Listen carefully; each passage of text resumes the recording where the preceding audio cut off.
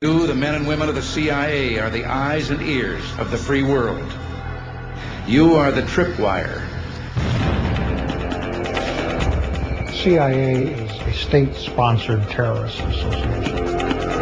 You don't look at people as human beings. They're nothing but pieces on the chessboard. Secrecy in this work is essential. Achievements and triumphs can seldom be advertised. Shortcomings and failures often are advertised. No one really knows all of the things that CIA does. They pretty much have carte blanche, and they have an enormous amount of money.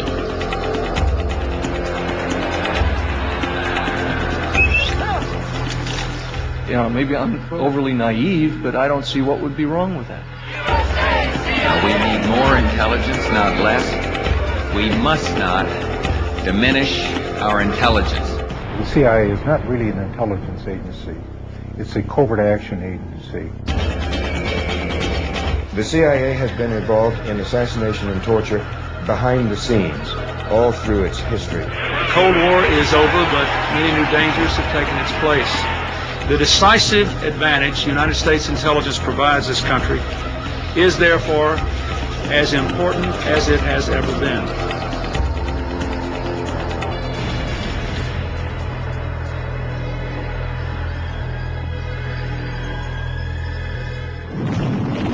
December 1941. The attack on Pearl Harbor sinks the Pacific Fleet.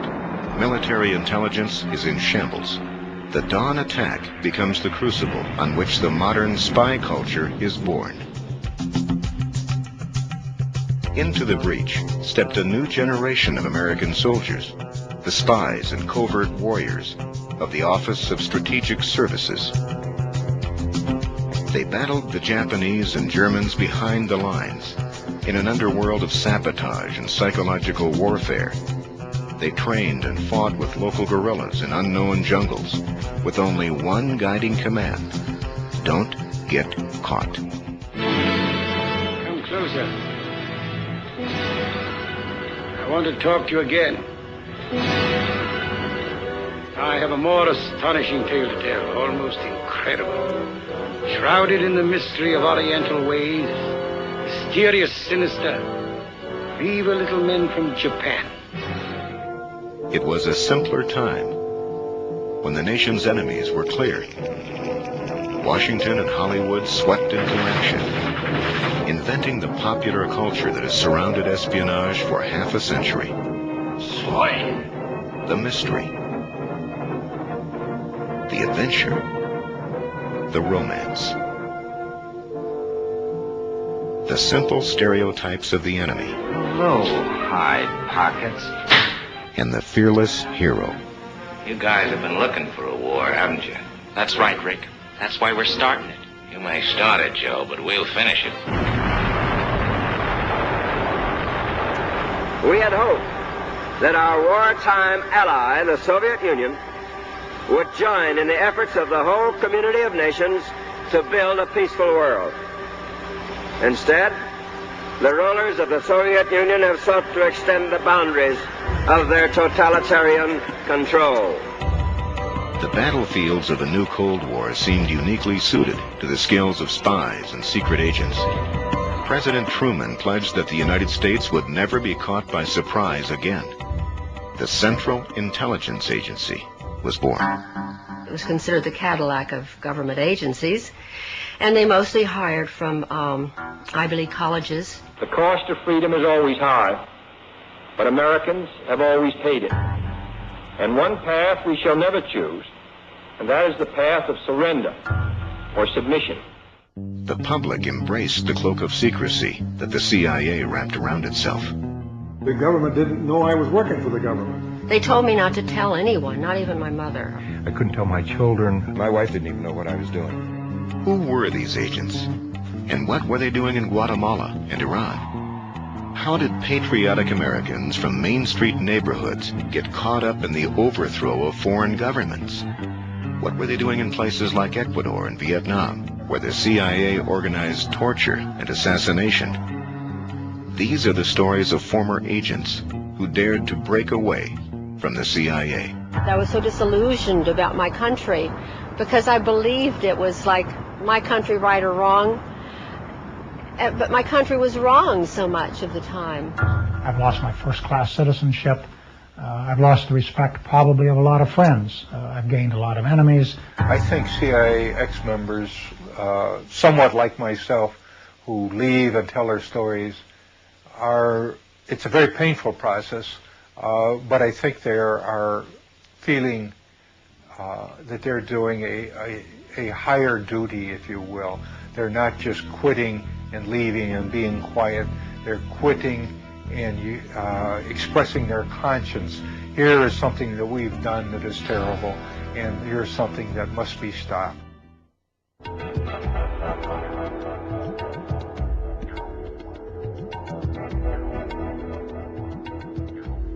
I played 4 years of football at the University of Notre Dame, and we were undefeated for all 4 years, 3 national champions, and I was the first team right tackle. So once when I was cut from the Green Bay Packers, I was recruited by the agency, and I kind of wondered why they recruited me. But when I got down to Washington, I found out that most of those in my class were rejects from the National Football League. I went to an interview at the Chicago courthouse by a man who didn't identify himself or the agency that he was recruiting for, and he said that what I would be doing would be involved in fighting communism. 800 million people, 1/3 of mankind, exist under communist tyranny without the God-given rights of freedom and human dignity. Of course, at that particular period in 1952, this was so much a part of our everyday life. And I said, oh, yes, I very much wanted to be a part of it, very proud to be a part of it. My career in the agency began in 1952, and I stayed in the agency through 1977. In the entire 25 years, I was in the Directorate of Operations, or also known as the Dirty Tricks Department. My second tour in Thailand was probably the most important, where I was assigned to work with the provincial police, which is a 50,000-man national police force, in developing an effort to counter the growing insurgency and to gather intelligence on that insurgency. And the program there was to interview or interrogate everyone in the village over the age of, say, 12. And in the process, we found out that the Thai Communist Party was much larger, much more active, much more effective than had ever been reported before. My initial reports received glowing commendations from everyone. And then all of a sudden, the program was shut down and I was sent home, and I couldn't understand this. I know now why they didn't want this information to be reported. Because if they acknowledged that the Communist Party in Thailand consisted of thousands of organized villagers, then they would have to have told the same truths about the communist movement in Vietnam, when the strength there of the communist movement was in the millions. And if we had ever admitted that, there would have been only one solution to what was going on in Vietnam, is to shut down the war and come home. We could not win. Men of the 101st Airborne Division land in Cam Ranh Bay. Intelligence on Vietnam was doctored to support the ongoing war there, and I could see that the situation in doctoring intelligence was universal. Now these reinforcements head for where the action is supposed to be. For according to current policy, the emphasis is to be on direct combat rather than on advisory duty. Wherever the agency had a covert action role or a policy role to implement, its intelligence was distorted, shaped, created to support that policy. It was, in many, many cases, it was nothing but fiction. I think the worst thing I was involved in was the Phoenix operation in Vietnam, a countrywide assassination program. I was part of it. This was a program started by the CIA, funded by the CIA, recruiting people for the operation, training them to go out and kill or capture the Viet Cong. I came to realize later that we were shooting fish in a barrel, that most of the Vietnamese supported the other side and we were the intruders, and the Vietnamese were fighting for their own liberation from foreign domination. I went out to Vietnam to help save Vietnam for democracy. And when I saw photographs of the children bombed and napalmed and burned by operations, this caused for me a tremendous trauma. And I, for a number of months, contemplated suicide as my only out. This, of course, was never.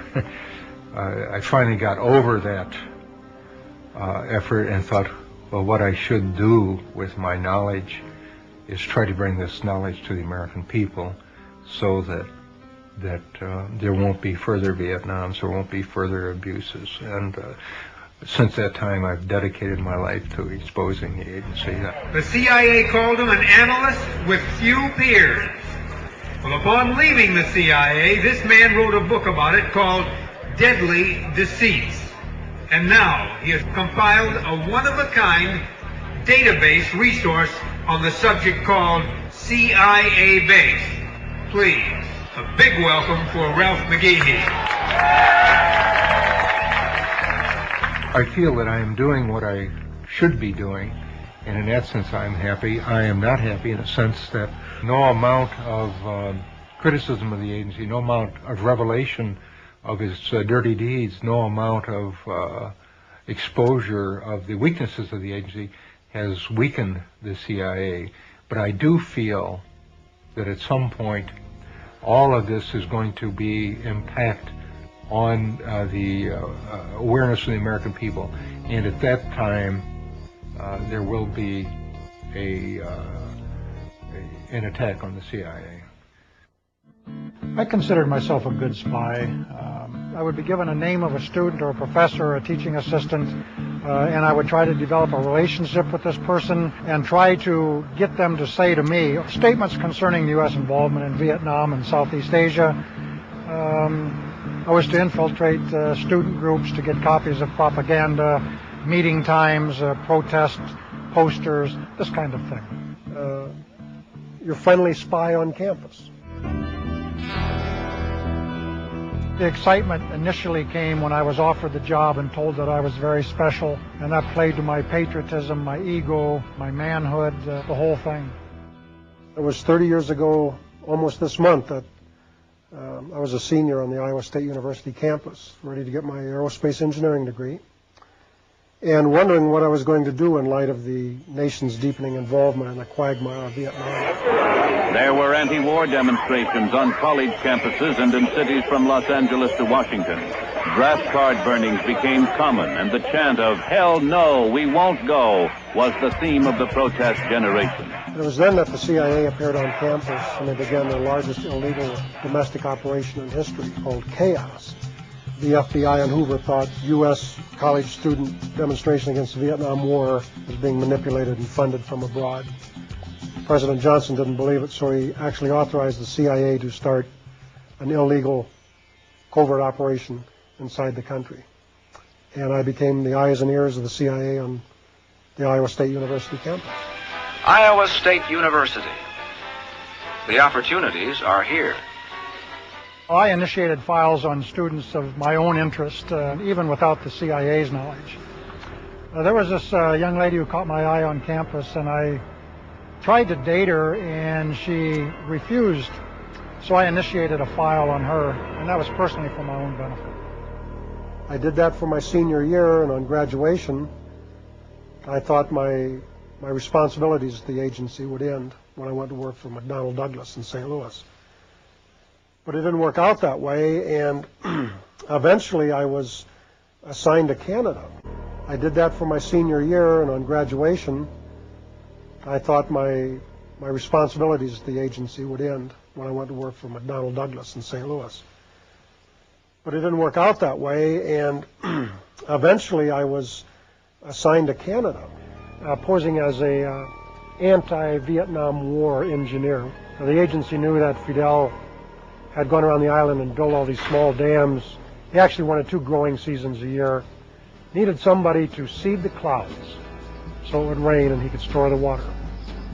And that's where my expertise was, having been an amateur rocketeer and an aerospace engineer and all of this good stuff. The Cubans were duped into believing the credentials I presented. There really was no other option of getting an American down there. After the October crisis of 1962, Kennedy said that we would never physically invade the island if Khrushchev would remove the ballistic missiles. So therefore, the United States was frozen into a policy of trying to bring Castro down from within, which meant disrupting the average lifestyle of the Cuban citizen, doing whatever we could to sabotage the economy, to discredit the revolution. One way of doing that, of course, was to try to control the amount of food coming into Havana for distribution to the public. And if we could do that by puncturing tires on a truck loaded with tomatoes for the market, or if we could cause a truckload of whatever, onions or fresh fruit or meat to become putrid or be stolen or contaminated on the way into town, we would do that. And I remember one particular instance, a brand new secondary school that had opened up in the countryside was going to receive its week's supply of fresh milk. And we bribed the driver of the truck. We knew where he stopped to have breakfast on his route. We wanted him to take a few extra minutes so we could put cement powder into the milk. We declared war on school children. That shouldn't be the policy of the United States government. You don't win friends and influence people that way, declaring war on children and innocent civilians. A big mistake, but the U.S. government orders it and participates in it. And the CIA's goal eventually was to increase this frustration level to a point where there would be a civil revolution within Cuba to bring him down.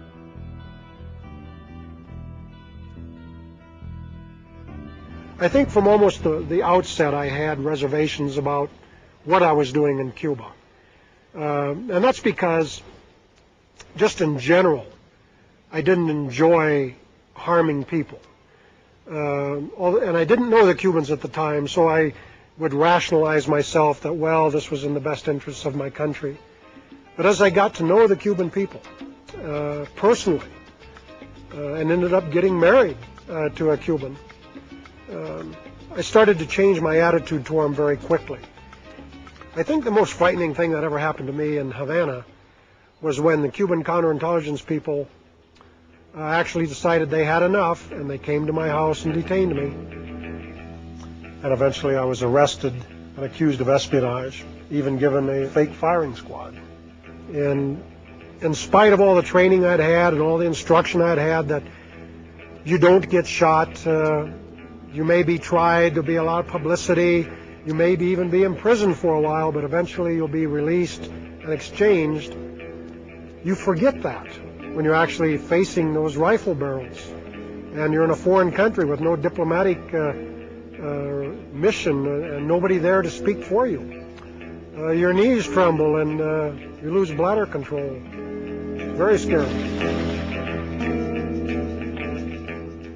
Now, hindsight is something I think we all enjoy, and I just wish we could switch it around and use it as foresight. But in hindsight, yeah, if I could go back and change things, I'd have to go back 30 years to 1965 in my senior year and refuse the offer that was made to me by the CIA and take my chances with the draft and have pursued my engineering career. It certainly would have been a better life than what I had. I wouldn't have the memories that I have of the things that I've done to people and countries, and all of it in the name of the United States and under its flag. For many years, I didn't even tell my friends I worked for CIA because I was embarrassed. It's colored my life. It always will. It's like a shadow that falls over my life all the time. I still, if I say anything against them, I turn around wondering if I'm being followed.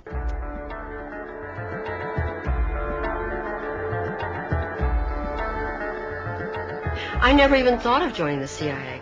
First of all, I thought I probably couldn't get in because it was considered the Cadillac of government agencies, and they mostly hired from Ivy League colleges, and I was just out of high school, went right to work for Veterans Administration, and actually it was the typewriter repairman came in to repair my typewriter one day, and he said, you know, you shouldn't be working here, you should be working at a nicer place.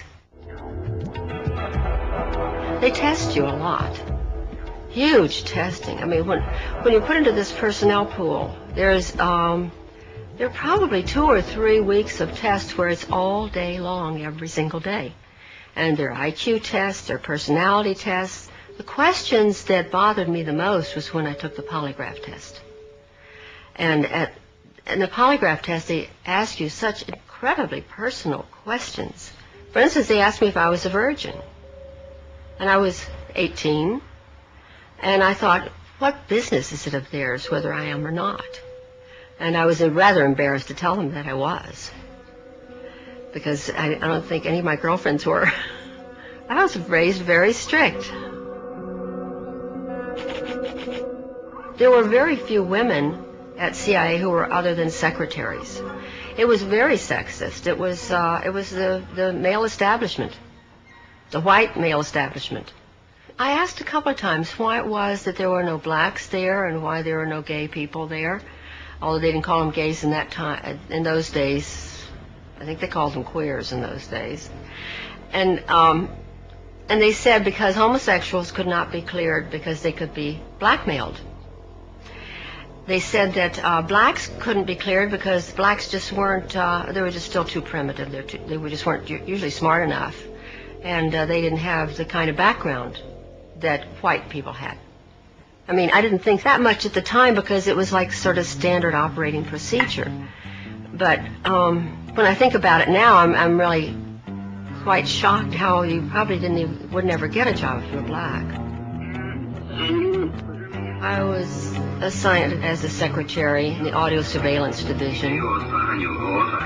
They were experts on listening devices and hidden microphones and that sort of thing.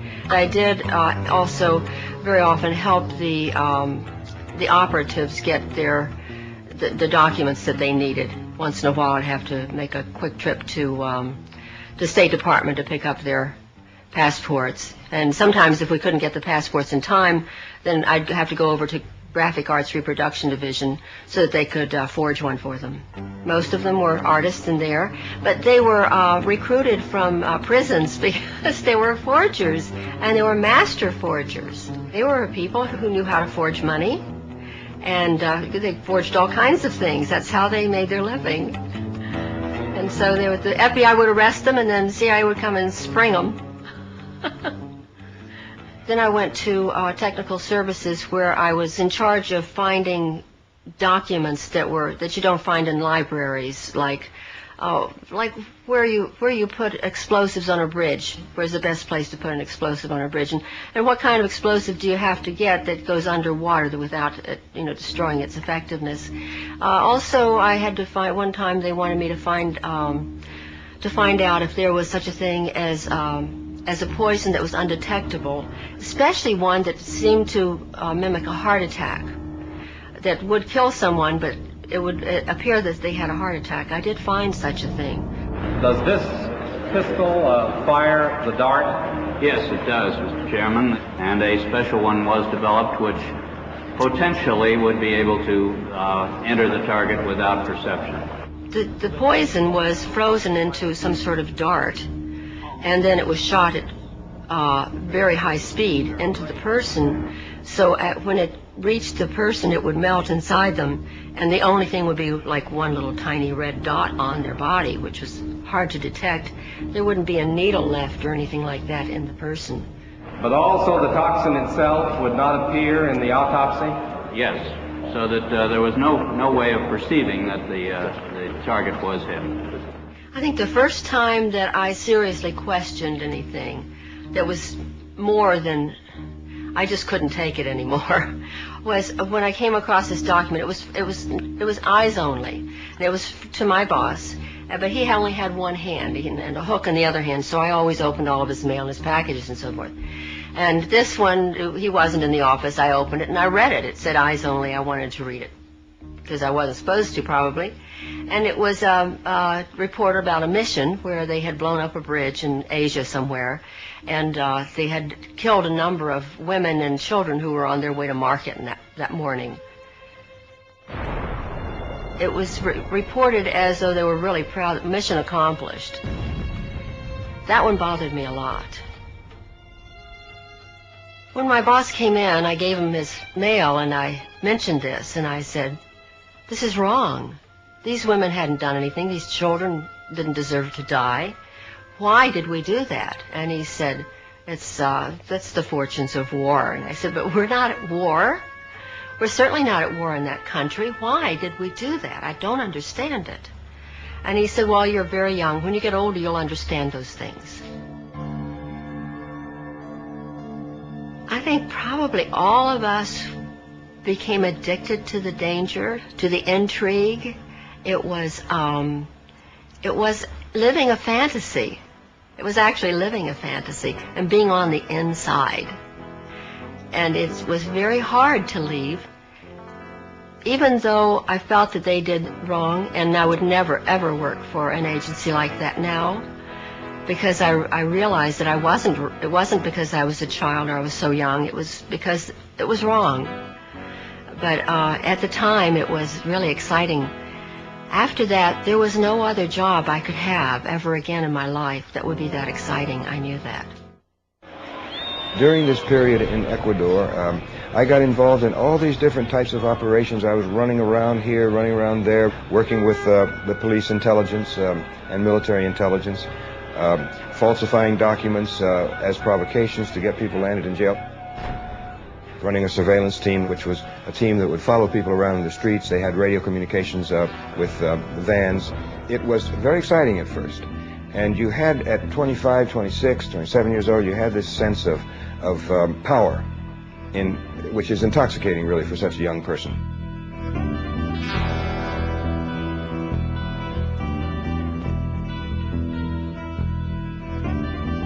My motivation was partly the youthful romantic aspect of it, which was the idea of secret work, of being abroad in strange cultures and communities, but patriotism was also a very strong motivation. It was a period in which we still had to do compulsory military service, and the draft was breathing down my neck, and I had to do it one way or another. And the CIA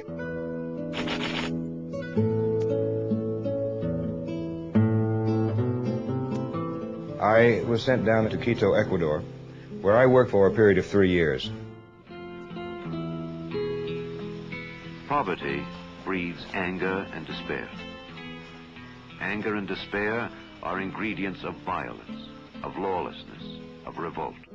And our job was to squelch or impede the influence of the Cuban Revolution throughout Latin America, because the Cuban Revolution had such an impact in Latin America. And in practically every Latin American country, there were people who went into armed struggle at that period to emulate the Cubans, hoping that they too could overthrow the traditional ruling power structure in their countries, in which very few families controlled the land and the wealth, and that meant that a very large proportion of the population was marginalized. They didn't count. Here, as in so many other places on this troubled earth, can be seen the conditions that give rise to conflict, to riot and revolution. Here can be found the familiar challenges that threaten the future of us all. We are here. When I was working in Uruguay, it was a complicated period. The trade unions and students were out in the streets all the time, and there was a state of siege imposed. And we wanted to stop these lightning demonstrations, which were making our police look bad. And so one of the leaders of these squads of the Communist Party was Oscar Bonaudi. And I had him arrested. It was supposed to be simply preventive detention. But on that Sunday morning, I knew he was under arrest, and I didn't know what was happening. But we were sitting in the room as the chief of police was reading a document I had written to attribute all this violence and unrest and strikes to the Soviets. It was false, but it was very credible the way I'd written it. And then the sounds began to come through the walls, and it was a low moaning sound, and I wondered to myself as it got louder and louder, and the chief was embarrassed, whether it was the guy whose name I had given. And he told me the story that yes, it was Bonaldi, and that one of the most sadistic of the high-level police officers had ordered his interrogation and torture that Sunday morning. But it was a horrible sound. I'll never forget it. It's just awful to hear that moaning and groaning and screaming coming through the walls.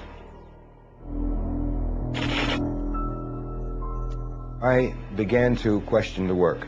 The initial thrill of being on the inside, of having this secret power, of knowing things that individuals and governments try to hide, had faded. By the time I got to Mexico, I already had all the political reasons to leave. I met an American woman who had lived in Mexico for many years. This would be October of 1967. And at dinner, she suddenly went into a tirade about Che Guevara because he had just been killed. He'd been captured and executed. And it was just out in the papers that day. And so she was furious. She went into this tirade about this horrible, stinking CIA that had murdered the best hope for Latin America in generations. And she loved Che Guevara. She thought he was the most wonderful man in the world. And I was in love with her, and she was in love with me. And I thought to myself as I sat there at dinner, I said, wow, what am I going to do? And so the upshot is that she was the personal factor which led me actually to say, I'm quitting now.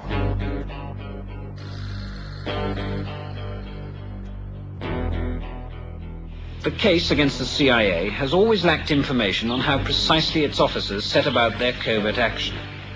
Philip Agee, now living in Cornwall, was such an officer, and his diary, to be published by Penguin in the next few weeks, gives his version of what life is really like inside the agency. He names every officer and agent he's ever met, and describes the CIA man's work in daily detail. Why should I be delicate with them? I don't expect any quarter in return, because this is part of the conflict that's going on in the world right now. The CIA is enforcing American economic exploitation, and people are dying, and people are starving because of this system. In actual fact, what had happened is Henry Kissinger had intervened secretly with the British government to force them or pressure them to deport me and to cause me all these problems, because not only was I deported from Great Britain, but that was followed by a kidnapping and deportation by force from France, plus Holland and Italy and Germany and Norway would not let me in. And so over a 2-year period, they were constantly pressuring these governments, which had no propagation from me at all. So they tried very hard during a period of time in the 1970s to stop my work, but I just continued, got on with my life, and achieved stability in Germany. And now, in the last 7 or 8 years, I've been coming frequently to the United States, and I think I've been in practically every nook and cranny of the country at hundreds of meetings, political rallies, and university lectures over these last 8 years. When I was a kid, the American flag was something that was absolutely marvelous. Whenever the American flag went by in a parade, we took our hats off, put our hands over our hearts, and we really felt it, because this is the symbol of the United States and the way the United States should behave. We have to have something like that in order to hold ourselves together.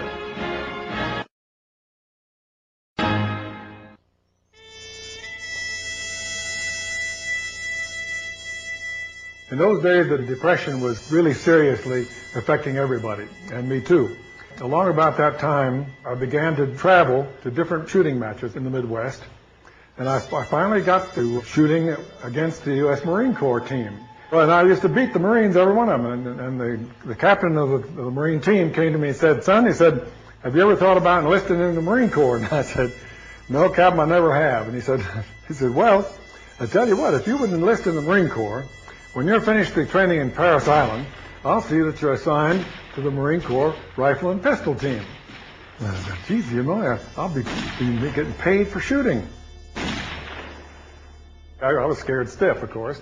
And we went up there and went in the Commandant of the Marine Corps' office. So he said, well, this young man is a specialist in marksmanship training, and we would like to commission him in the Marine Corps. I said, commission? Oh, my God. He says, we've never done anything like that before. Commission man from civilian life. And he said, well, sir, I think this is the time to do it. He scratched his head. He said, I think you're right. Young man, you're a second lieutenant in the Marine Corps. I said, oh, my God, this is terrible. I went through World War II as an officer of the Marine Corps, came back, and one night the doorbell rang, and I went, here's a nattily dressed man in his nice suit and a snap-brim hat, and he said, may I come in? And I said, well, I think you better identify yourself. Who are you?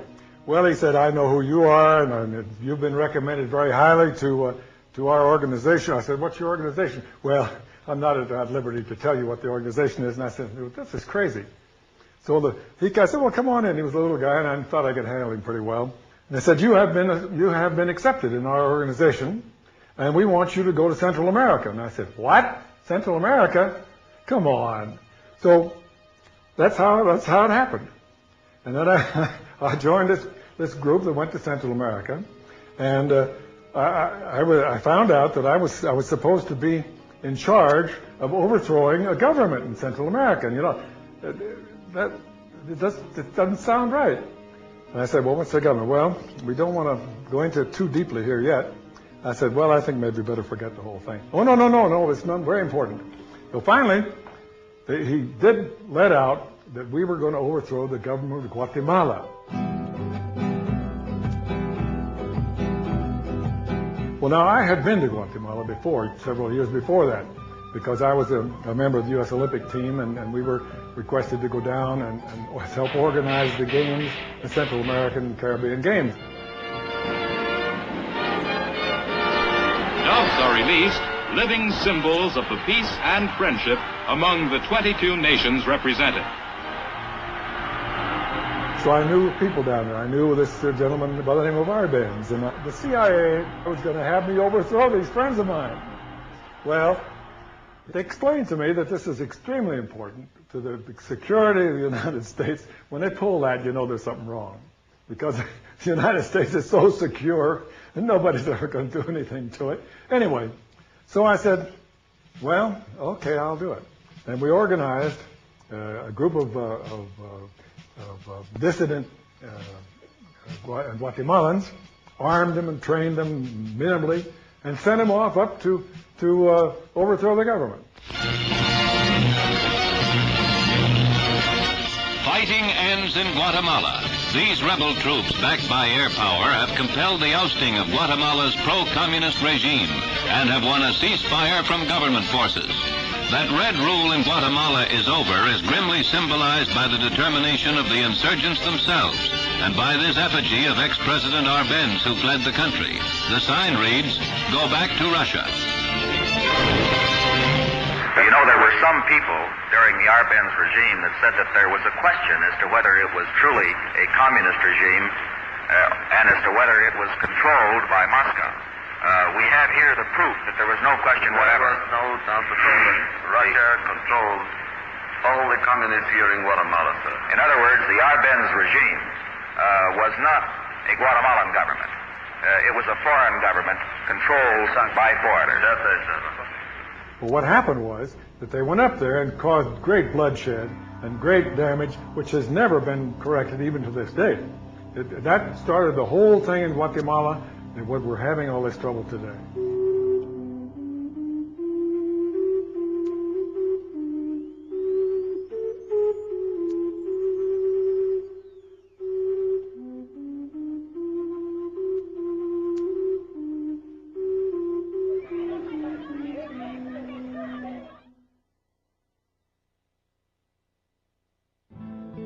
The only thing that can be done, of course, is to work with our Congress, because everything that happens in Latin America or any place else in the world begins in our Congress. Now look, are you in favor of killing somebody that you don't know?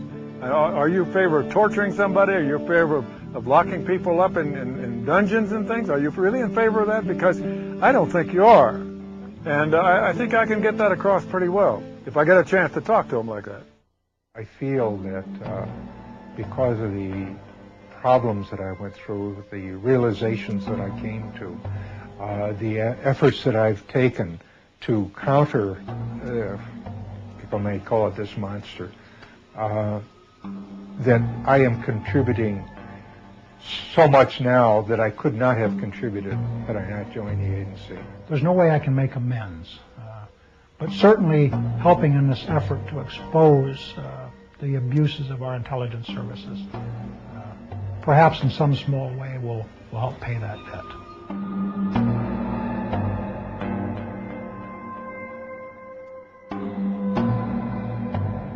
In an organization that celebrates loyalty and secrecy, the public confessions of these former agents have been hard to swallow. But as revelations of the agency's failures and deceit pile up, the courage to speak out has spread from one agent to another. I promise that I will do as much as I can for peace in Latin America. Thank you very much. A number of us have organized this group of former U.S. Intelligence people, and we are very serious because we have, and because of the experience we have, we believe that we should have a certain amount of influence in the Congress and in the government. Frank Church, the late chairman of the Senate Select Committee to study intelligence, concluded that covert operations was really a semantic disguise for blackmail, sabotage, assassination, whatever the United States wanted to do to influence other countries to its will. In small ways, Congress has pressured the CIA to reform itself. Hundreds of individuals who smuggled drugs, tortured, and murdered in the name of the agency have recently been purged from its payroll, and oversight committees have been created to monitor the agency's activities. One of my biggest jobs was to get the CIA to understand that they could do their secret operations at the same time that we were keeping the Congress adequately informed.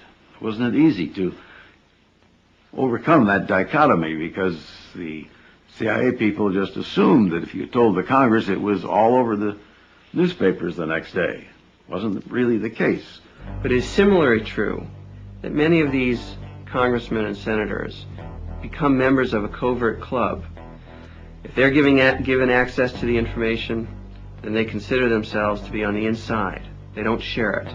So all too often they are co-opted into a system of secrecy that contributes to a major intelligence scandal every 5 or 6 years or so. The great problem of the Central Intelligence Agency today is that it completely missed the end of the Cold War. For 25 years, it reported everything there was to know about the Soviet Union, accepting the fact that it was collapsing. The great question is whether we should abolish it. We should abolish it. Weapons intelligence, put it in defense. Political intelligence, put it with the State Department, which is where the president should be turning for that kind of advice. And economic information, well, that's open and public the world over. But until the American public know how much the CIA receives in money every year, and know how many people they have, and what they're doing all over the world, the CIA will continue to bumble along in some sort of romantic role that they've ascribed unto themselves, and the American people attribute to the CIA, because we know nothing about it. I believe that what is happening right now is that there is more and more information about CIA coming out with freedom of information, and some of the things that have been released declassified. We're finding out a lot of things, and I think that the American people are going to say, no, we can't do that. It's immoral. It's wrong. It's against everything I believe in. It's not patriotic. It's not good. It's not good even for our country. It certainly is not good for the world. Central Intelligence Agency was born. It was considered the Cadillac of government agencies, and they mostly hired from Ivy League colleges. The cost of freedom is always high, but Americans have always paid it. And one path we shall never choose, and that is the path of surrender or submission. The public embraced the cloak of secrecy that the CIA wrapped around itself. The government didn't know I was working for the government. They told me not to tell anyone, not even my mother. I couldn't tell my children. My wife didn't even know what I was doing. Who were these agents? And what were they doing in Guatemala and Iran? How did patriotic Americans from Main Street neighborhoods get caught up in the overthrow of foreign governments? What were they doing in places like Ecuador and Vietnam, where the CIA organized torture and assassination? These are the stories of... You, the men and women of the CIA, are the eyes and ears of the free world. You are the tripwire. CIA is a state-sponsored terrorist association. You don't look at people as human beings. They're nothing but pieces on the chessboard. Secrecy in this work is essential. Achievements and triumphs can seldom be advertised. Shortcomings and failures often are advertised. No one really knows all of the things that CIA does. They pretty much have carte blanche, and they have an enormous amount of money.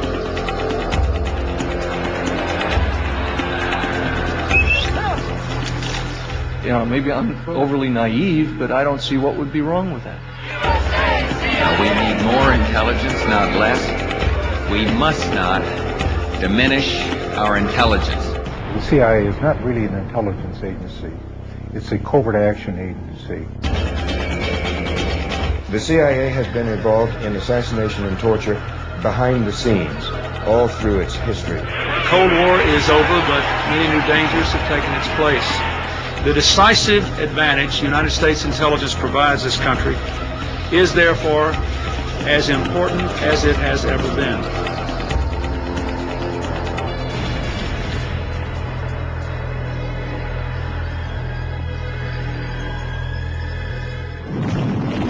December 1941. The attack on Pearl Harbor sinks the Pacific Fleet. Military intelligence is in shambles. The dawn attack becomes the crucible on which the modern spy culture is born. Into the breach stepped a new generation of American soldiers, the spies and covert warriors of the Office of Strategic Services. They battled the Japanese and Germans behind the lines in an underworld of sabotage and psychological warfare. They trained and fought with local guerrillas in unknown jungles with only one guiding command: don't get caught. Come closer. I want to talk to you again. I have a more astonishing tale to tell, almost incredible. Shrouded in the mystery of Oriental ways, mysterious, sinister, evil little men from Japan. It was a simpler time when the nation's enemies were clear. Washington and Hollywood swept into action, inventing the popular culture that has surrounded espionage for half a century. Spy. The mystery. The adventure. The romance. The simple stereotypes of the enemy. Hello, hide pockets. And the fearless hero. You guys have been looking for a war, haven't you? That's right, Rick. That's why we're starting it. You may start it, Joe, but we'll finish it. We had hoped that our wartime ally, the Soviet Union, would join in the efforts of the whole community of nations to build a peaceful world. Instead, the rulers of the Soviet Union have sought to extend the boundaries of their totalitarian control. The battlefields of the new Cold War seemed uniquely suited to the skills of spies and secret agents. President Truman pledged that the United States would never be caught by surprise again. The